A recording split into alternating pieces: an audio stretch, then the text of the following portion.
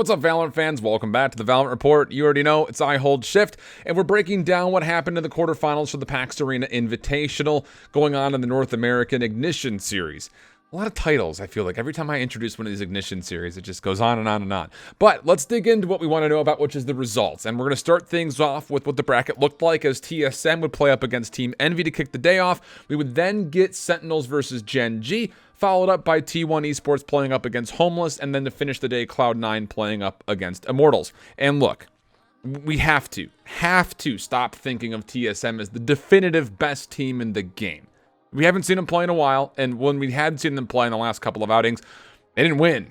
So it's kind of hard for us to consider them to be the best team of the game right now, especially considering those results. Beyond that, can we stop sleeping on this Envy squad? This is not a new team anymore. And with a few weeks of consistent results, this is a squad that needs to be considered and recognized by those results. I'm getting a little bit tired of hearing about it. Regardless, let's dig into it, as we thought that this would be a tight matchup on our last prediction show, and we would be correct. With Haven going to an overtime and then Ascent going to a 13-11, Envy have absolutely left their mark, even though they do fall in both of those maps to 2-0 fashion.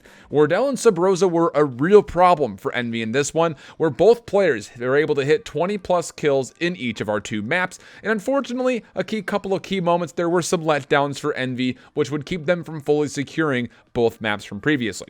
Finesse, or FNS, however you prefer to call him, he didn't really have the greatest of series today, as he would finish with the worst KD on the map with a total of a 25 and 38 kill death ratio. Envy will go home, but like I mentioned, they leave a pretty significant mark on what they were able to do here in this Ignition Series event. For Sentinels versus Gen.G, a great start for Gen.G, who would take Bind 13-9, and Mikhail, who would drop 22 kills in the map, was completely stalwart on his Cypher, not letting anything into the site for free. But from there on out, it's Shazam and Sinatra that would take over for the Sentinels, as they would have impressive individual moments on Ascent in a 13-8 win, and then again on Split, as Sentinels would look to lock things up, and they would do so on the tally of a 13-9 total. This was a tough matchup for a round one matchup for both of these squads, as they have done relatively well in the last few weeks, and while they showcased that, as they were still, again, very competitive throughout all three of these maps, and of course they're showcasing that these guys are indeed considerations for some of the top teams in North America. And I'll say this much, between Sentinels and Gen.G, any one of these two teams could compete for a championship in any given weekend. I would have loved to have seen this been a double elimination style matchup, because this, I think, was not going to be the true end of Gen.G. They played very, very well, but unfortunately, they will not move on to the semifinals. Going down to our lower side of the bracket, T1 Esports going up against Homeless, and this was a T1 squad that I thought looked undeniable in groups, but Homeless had something different to say, as they would find a way to outlast T1 on Bind to a 13-10 record, and then with an impressive performance from Superman, they were able to put T1 away on Ascent at a 13-6 performance. And let's be candid, for a squad where a lot of the eyes were on Def and Solom, we're now seeing that there is way more than just those two that have some weight to throw around. Superman really did impress me today in both of these maps, and I really think could be a major issue, as he's probably one of the more dominating Brimstone players in North America at the moment, based on the performances we've seen so far. A big surprise. T1 was one of my top two squads going in, and a big surprise, I think, for them to be upset here by Homeless. Cloud9 going up against Immortals. Cloud9 would start off hot, as Tens was a major problem for Immortals, dropping a 21-13-8 stat line on Ascent, where Cloud9 would eventually take it 13-9. Immortals did not have the same team pressure that they had in groups in my mind, as JC Stanley could really only do so much, and I'm still a little bit questioning this Reyna pickup for Asuna, as, yeah, he only uses it on Ascent, but every time that he plays it, we're seeing exactly why we're not seeing a ton of Reyna in whole in the North American or European scenes. Outside of her Empress, she really does not bring a lot of value. The Lear is good, but not good enough to be dealt with, and I don't know, just comes up a bit flat in my mind. Again, on Bind, Tens was just not responded to overall. If you can't battle Tens, you're not going to be able to battle C9. 13-8 on that Bind map, 2-0 for Cloud9. So now we look into the matchups for the semifinals, give you our predictions, where TSM versus Sentinels.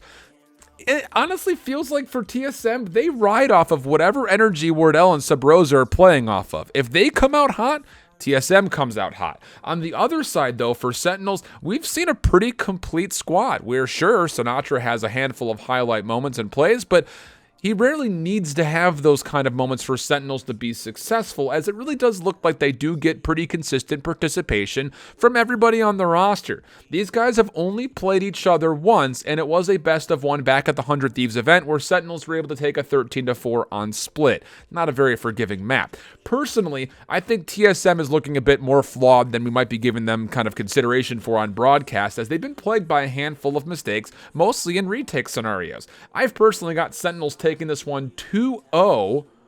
Hold your horses there. As actually, honestly, statistically, they are one of the only teams out there in Valorant that currently hold convincing winning records on every single map. There is no such thing as a weak moment for this Sentinel squads. I think that flexibility is going to come off in the best of 3 versus TSM. Like I said, a 2-0 there.